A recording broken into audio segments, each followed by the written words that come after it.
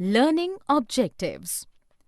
After completing this module, learners will be able to understand and describe democracy in the context of South Africa, understand the need of a constitution for a country, understand in depth how the Indian Constitution took shape, explain with reasons who formed our Constituent Assembly and why, understand and explain in detail the philosophy of our Constitution, understand and explain the key words in the preamble of our Constitution.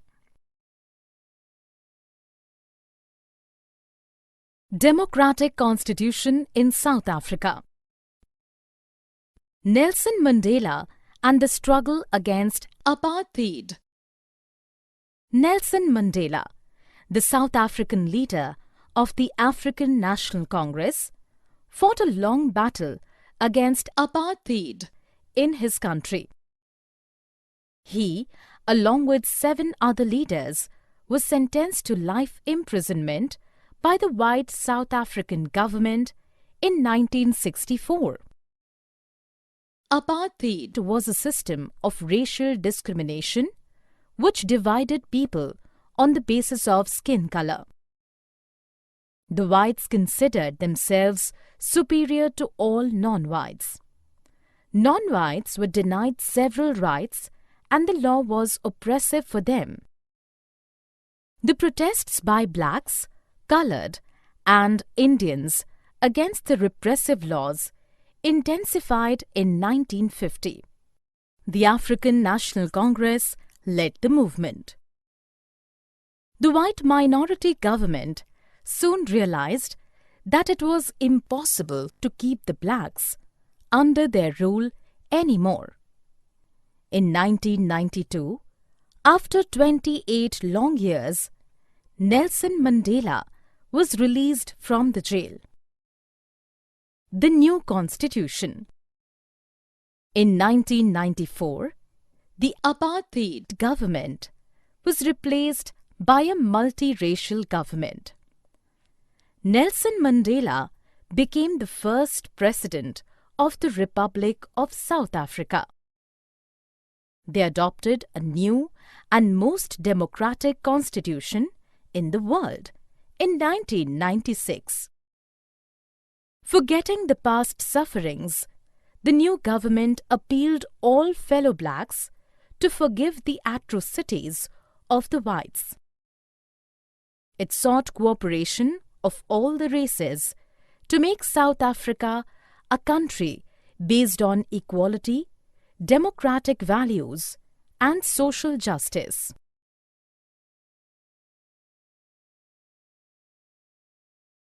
Why do we need a constitution?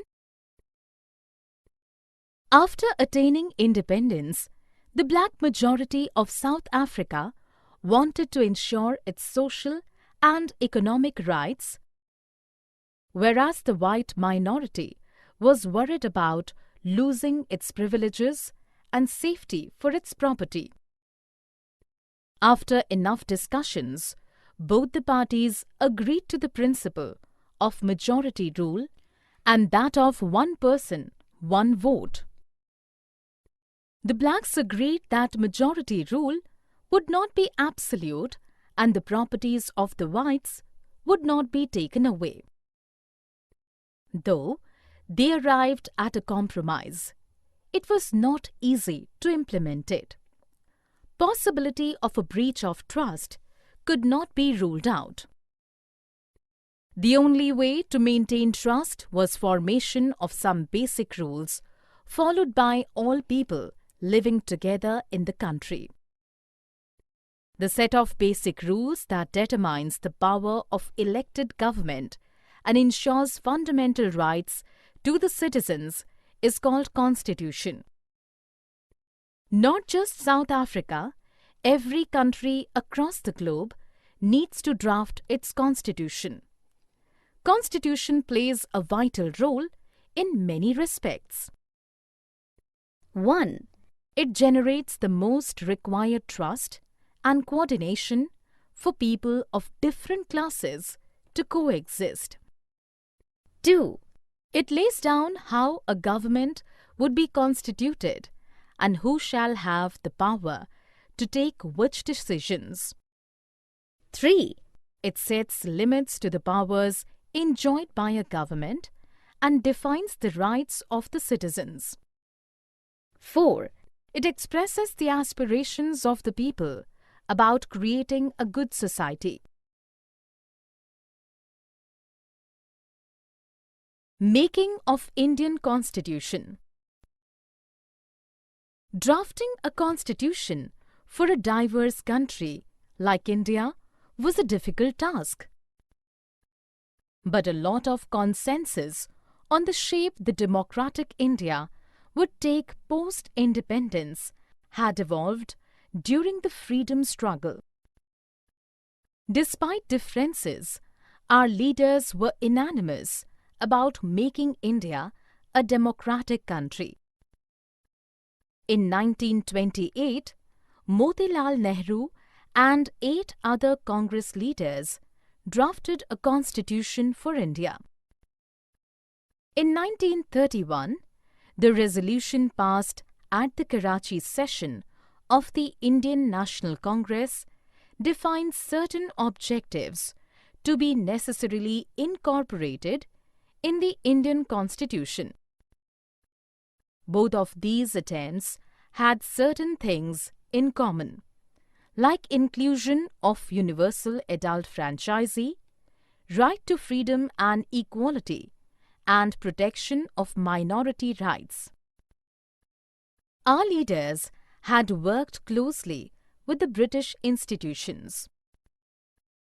Hence, they knew the importance and role of various institutions in governing a country. In 1937, elections to provincial assemblies were held across British India.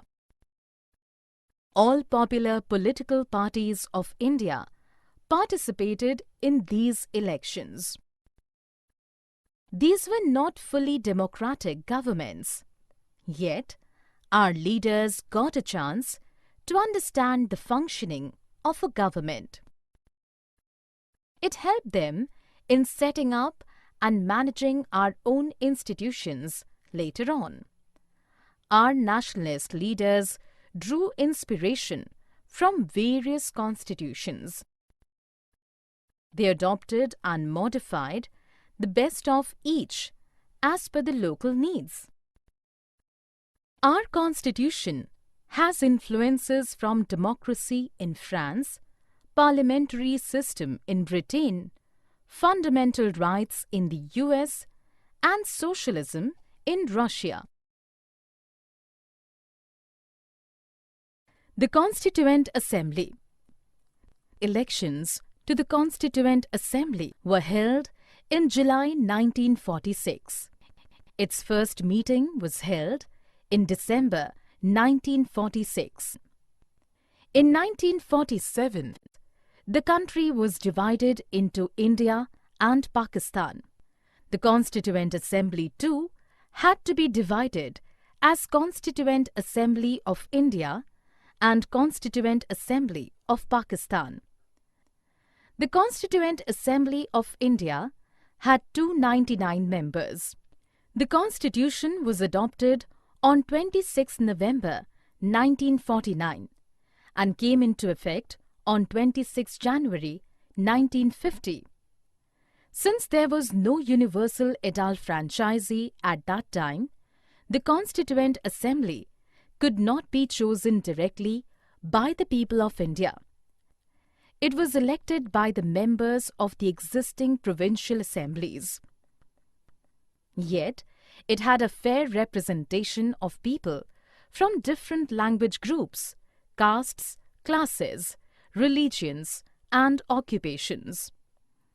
The Constituent Assembly worked in a systematic, transparent, and consensual manner. A fair debate and discussion was held on each and every issue, and everyone was heard before arriving at a decision. Dr. Bhimrao Ambedkar was appointed the chairman of the drafting committee. After several rounds of discussions and more than 2,000 amendments in 114 days spread over a period of 3 years, our constitution took its final shape. Guiding values of the Indian Constitution. Philosophy of our Constitution. To understand the philosophy of our Constitution, we need to understand the preamble to our Constitution. In a Constitution, a short statement about its basic values is called the preamble to the Constitution. The key words in the preamble of the Constitution of India are: "We the people of India" means that the Constitution was drawn and enacted by the people of India through their representatives. It was not handed down by any king or an outside power. Sovereign. Sovereignty means that India is a free country and no external power can dictate the government of India. The British had proposed a dominion state for India, which meant it would have been a country under the British monarchy. The Constituent Assembly rejected the idea and preferred full freedom. Socialist. The Indian socialism is based on generation of wealth by the society and sharing of wealth equally by the society. The government reduces socio-economic inequality by regulating the ownership of land and industry. Secular. India does not have any official state religion. Citizens are free to follow any religion or faith. The government treats all religious beliefs and practices with equal respect. Democratic. In this form of government, people enjoy equal political rights and elect their leaders. The government, run according to some basic rules, is accountable to its citizens. Guiding values of the Indian Constitution. Republic.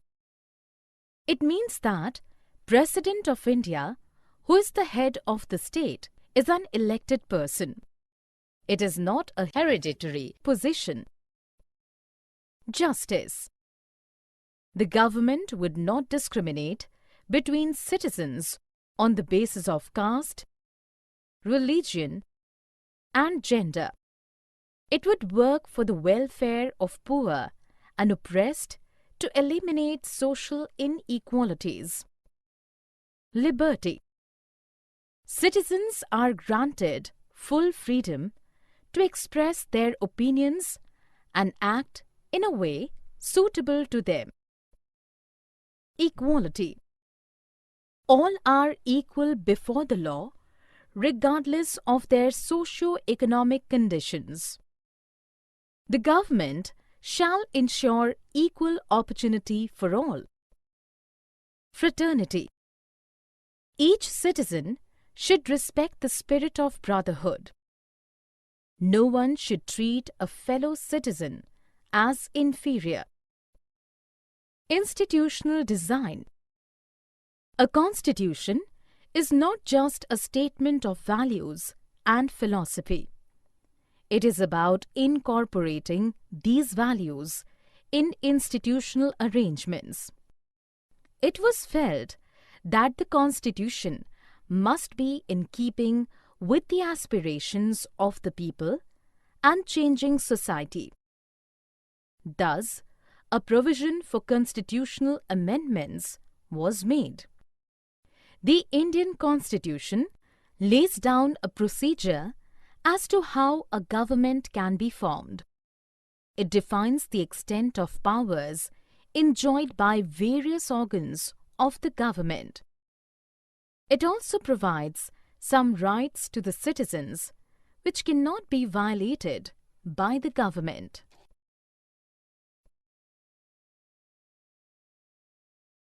Summary. Let us summarize what we have learned. Nelson Mandela, the South African leader of the African National Congress, fought a long battle against apartheid in his country. In 1994, the apartheid government was replaced by a multiracial government. The set of basic rules that determines the power of the elected government and ensures fundamental rights to the citizens is called Constitution. In 1928, Motilal Nehru and 8 other Congress leaders drafted a constitution for India. In 1931, the resolution passed at the Karachi session of the Indian National Congress defined certain objectives to be necessarily incorporated in the Indian Constitution. Inclusion of universal adult franchise, right to freedom and equality, and protection of minority rights were common to both of these attempts. In 1937, elections to provincial assemblies were held across British India. Our Constitution has influences from democracy in France, parliamentary system in Britain, fundamental rights in the US, and socialism in Russia. The Constitution was adopted on 26 November 1949 and came into effect on 26 January 1950.